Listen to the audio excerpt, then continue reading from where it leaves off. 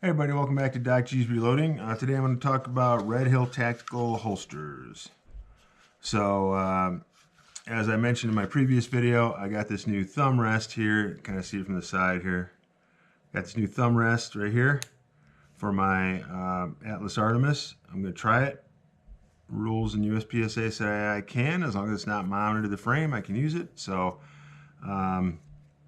anyway, see if it gives me a little better control of the gun. I mean, this gun is awesome. Again, it's the most awesome gun I've ever owned or fired in my entire lifetime. But I'm just going to try it and see if it helps encourage me maybe to grip a little harder with that left hand. So, Red Hill Tactical. So anyway, we got a safe gun here. Gun is safe. Chamber's empty.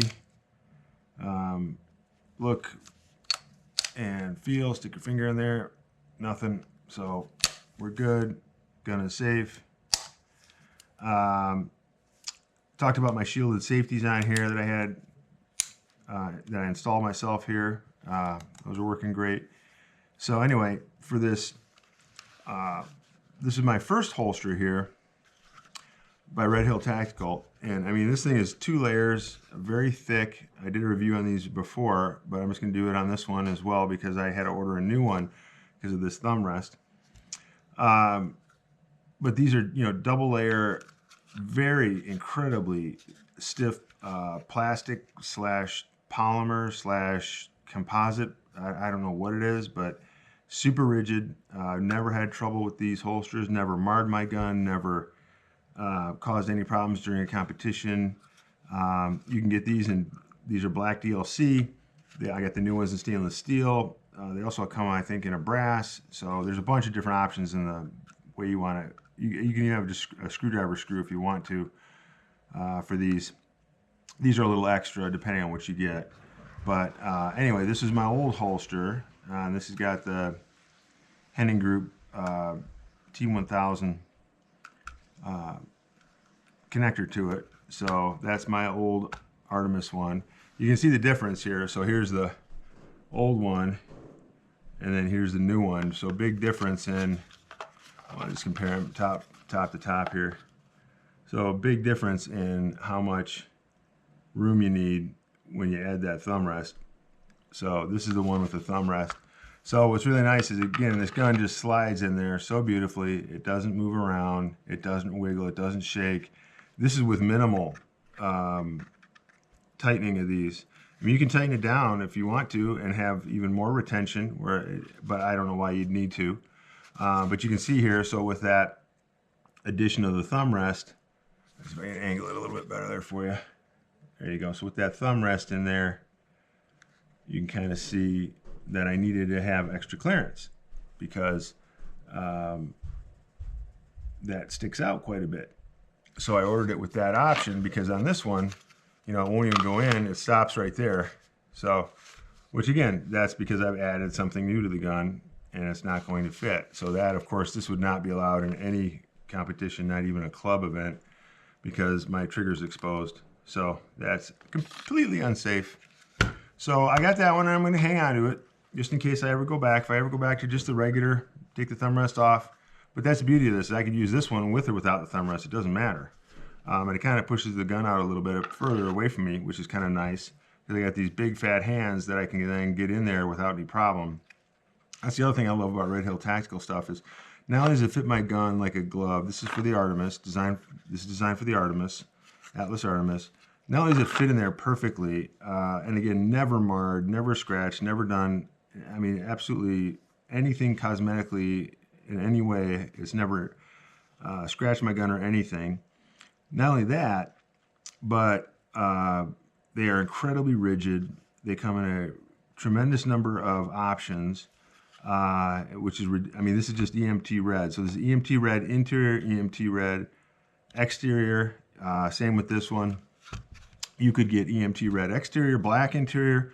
You get any color of the rainbow you want. I mean, there is almost limitless options. And then they have prints and carbon fiber and all kinds of materials that you want. I just got this. This was about $140 because I had the extra because of this thumb rest. That adds extra cost to it. It actually adds $50 to the cost of this.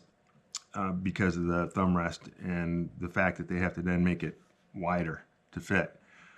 But this will just slap right onto my Henning mount, my Henning belt clip, and be on my belt just like it was before. And now I've got, and then again, here you are, you're safe because your trigger's not exposed. So, and then, you know, everything else is just, I can't say enough about these holsters. And then this is, like I said, you can tighten these up, tighten the top one, the bottom one, you know, whatever you want to do to just kind of tweak it. And then they give you Loctite too, so you can use Loctite to Loctite these down. Now this is the 3-hole, what I use here is I use the 3-hole called the Springer Boss pattern. You can see the 3 holes there in the top. And then that fits pretty much everything. The Henning mount comes with this 3-hole. You do have to take this off to get to the 3rd hole there in the back, but you know, these are Allen heads here, all 3 of them.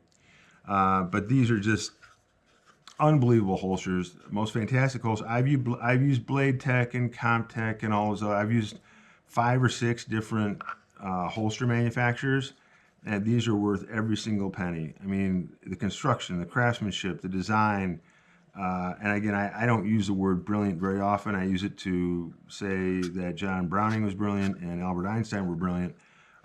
This is a brilliant company doing brilliant things. Again, I've never had a problem with my gun ever flexing in the holster. I've always had consistent draws in the heat, in the cold.